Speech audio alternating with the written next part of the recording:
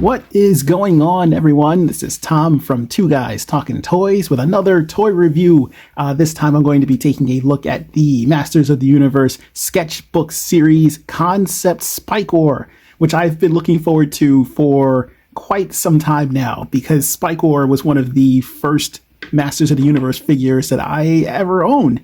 Anyone that knows me knows that I generally like animals and I don't like people, so that definitely applies to the kind of media and toys that I liked when I was younger. So when Spikor popped up, I was like, oh, he looks interesting. I want that guy. So it's very cool to see this concept series version pop up. According to the Battle Ram blog, which is a very cool site. Everyone should go and take a look at it if you haven't already. If you're here and you're watching this, you probably have been there. But they report that the original concept for this was done by a gentleman named Roger Sweet, and it looks pretty cool. It's so weird to me that the original look for him was very, and I know lean more towards porcupine, because Spikor, I never really understood exactly what Spikor was supposed to be. He was supposed to be more of a sea urchin because of the purple and the bluish kind of look to him, but I was like, I guess maybe porcupine, because colors don't really seem to mean much in the He-Man line. But this one, very much more animalistic. I guess this the original concept was to just be a porcupine man, and then they refined the idea and changed the coloring a little bit. Interesting that he still has the spike arm. That's kind of a neat thing. All right, so let's not waste any more time and get you out of there. It's a good thing that I don't care about packaging. I feel bad for anyone that may have ordered this off of Target or wherever else you may have gotten them from and get them all beat up in the box. Quick note about the back of the box. You get some more finished concept art, which is kind of an interesting idea in and of itself. Finished concept art of Spikor in his original concept form. But here's what I'm looking at. Right here. This guy. This original Grizzlor concept. Wait, no, I'm incredibly wrong. This is, in fact, concept Beastman. We got concept Grizzlor, and he looks like this. I was very wrong. And in fact, that is Beastman. But still, I want him. I want a toy of this. Look at him. Look at how lovable and dangerous he looks with those claw parts. But yeah, so to eliminate any confusion, concept Grizzlor, concept Beastman, which is kind of funny because the thought process must have been, hey, let's have a crazy bear. And they're like, nah, let's turn him into a man guy. But then they're like, wait, no, let's still do a crazy mastodon. No, but what about that bear character that we were kicking around before? Let's do that. Also on the side, Spikor looking kind of like a disappointed dad, looking at what his kid's doing. What are you doing, son? What's happening there? So let's get Spikor out of here. Curse you, plastic ties. There's an airline food joke in there somewhere. And here we have a newly freed Spikor from his box, and he looks, right off the bat, really neat. He comes with his handy dandy mace, which looks a little bit, kind of reminds me a little bit of the top of Mechanex's weapon. That's kind of interesting. Comes with his tail. Comes with the well-known looking Spikor piece in clear red, so of course I'm a fan. And let's immediately put the tail into the back portion here, and this just raises the question that how come Battle Cat Man doesn't have a tail? But he has a tail. So right off the bat, let's take a look at the height on this guy, because he's the same height as everyone else in the Master Universe Origins line at not quite 6, about 5.5. He has some really cool detailing on him. I love that they went with the questionable race or species or whatever of Spikor was always there. Like, is he an urchin? Is he a Is he like a weird hedgehog? Is he an urchin? Is he a porcupine? The whole nine. And I guess those questions still kind of persist with concept Spikor, because I guess definitely porcupine, but look at that face. Very Bebop. This guy is not a fan of turtles at all. Really wants to know what's going on with any of the turtles. But the overall design, of course, that I am a big fan of. Like anything that harkens back to Spikor, give me that, and he looks really neat. I like the gradient in the different browns. He's all very brown. And it's kind of interesting that they managed to find this many different shades of it. So you've got your lighter tan, you've got a little bit more of a toasty brown for the tail and the torso section, a little bit more of a caramel flavor on the arms and the legs. Boots are black. That's a good contrast to the rest of him. But I really like the detailing of the face there, and interesting that he's got the piercings there. A little bit of a rebel for his disapproving dad Spikor. I don't know why I keep calling Spikor the dad when technically this version of Spikor would be older. He's the concept. Purple Spikor came later. Holy cow.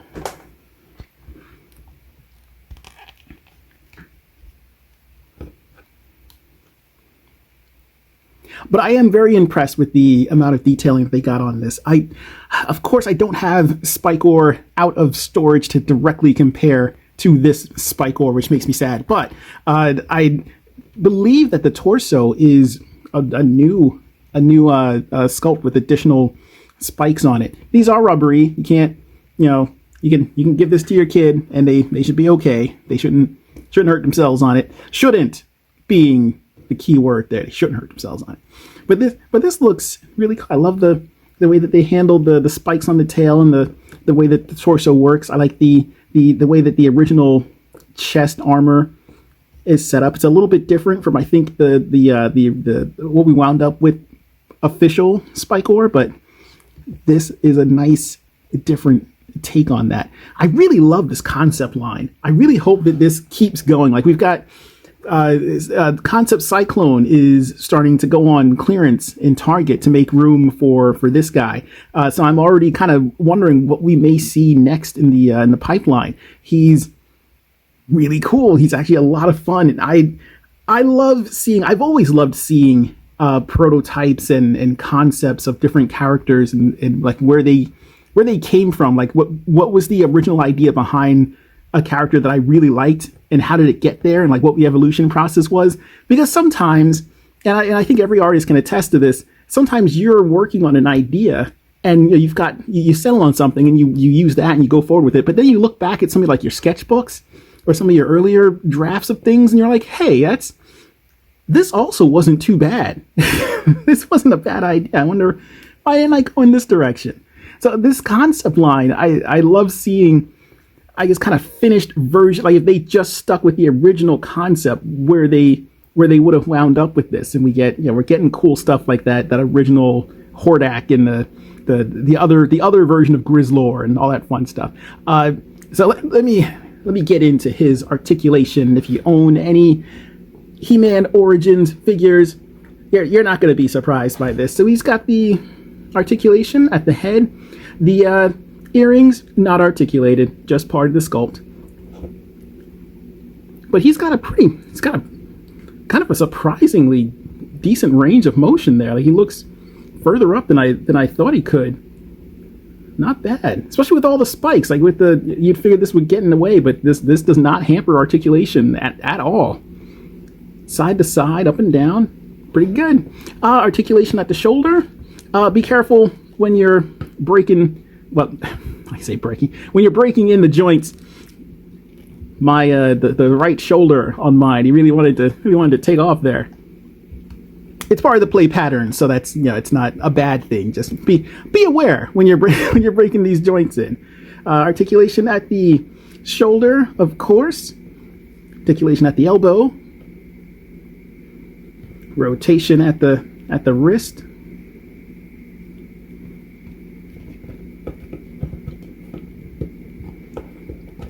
rotation at the waist.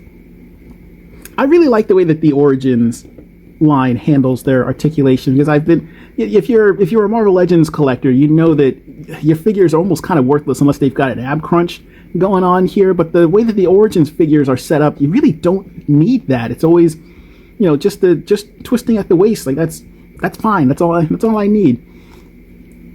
Articulation at the hip. He's not going to be doing the can anytime soon, but that's fine. I don't think any of them are. Articulation at the knee. And I do love I still love this rotation, because that gives you some really great posing opportunities with that. Rotation at the shin, and of course at the ankle. Also, because he gets a tail and Battle Catman does not, I'm sorry, I'm hung up on this, he gets a little bit of swivel at the connection point in the glutes, as it were.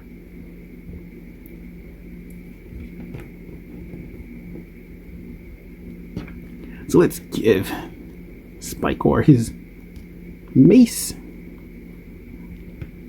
I wonder if he uses this both to hit people and to help with his blacksmithing. So I believe in some of the mini comics for the original Spikor, he was their resident blacksmith. So I wonder if he would heat this up and then use it both to make a new weapon and then to use it as a weapon.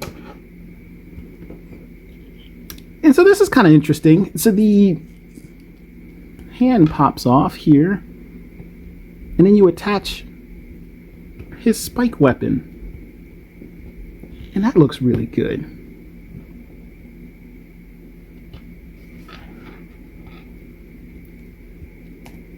There is no attachment for an extension.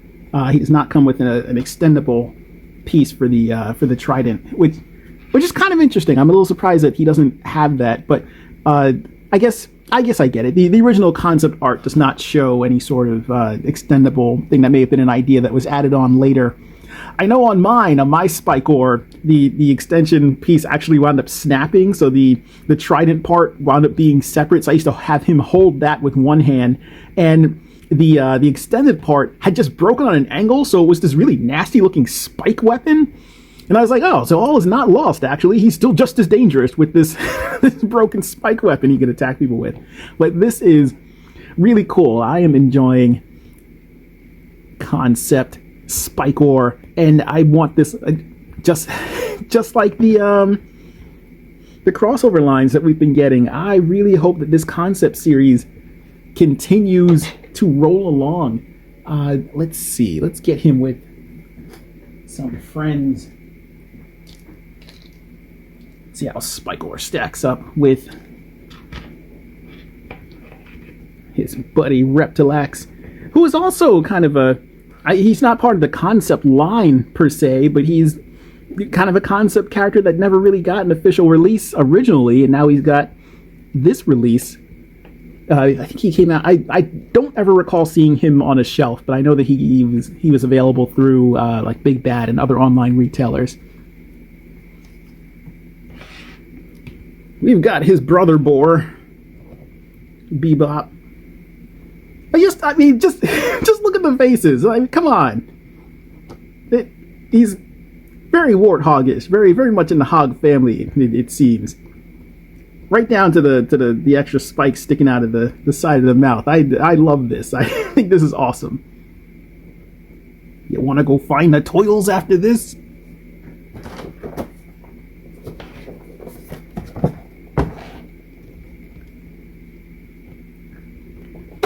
And I have Hordak and Grizzlor actually loose in the box, but I have an extra, and I have no clue where the actual loose guys were, so I'm just using this for the time being. But this just shows off my point, how much the concept series is such a great idea. Like, I love seeing what they had in mind, and then seeing that in like a little bit more polished up, slightly finished form in plastic.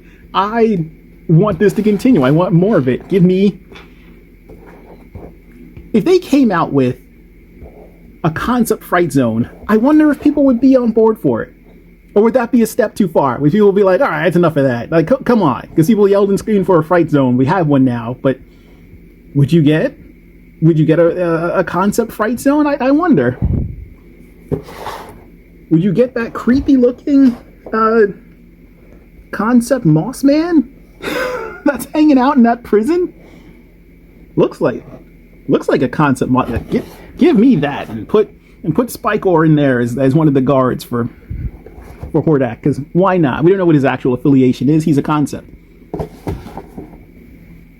So, in closing, the Masters of the Universe concept series, I think, it's been rolling along, and it's been producing a lot of really cool, really interesting looking characters, and I really hope that this continues running alongside the main line. I like that it gives you just some variety. It's not for everybody, and if you don't like it, don't get it. But I happen to love it, and I really hope that this keeps going. I don't think that it's taking away from anything being released in the main lines.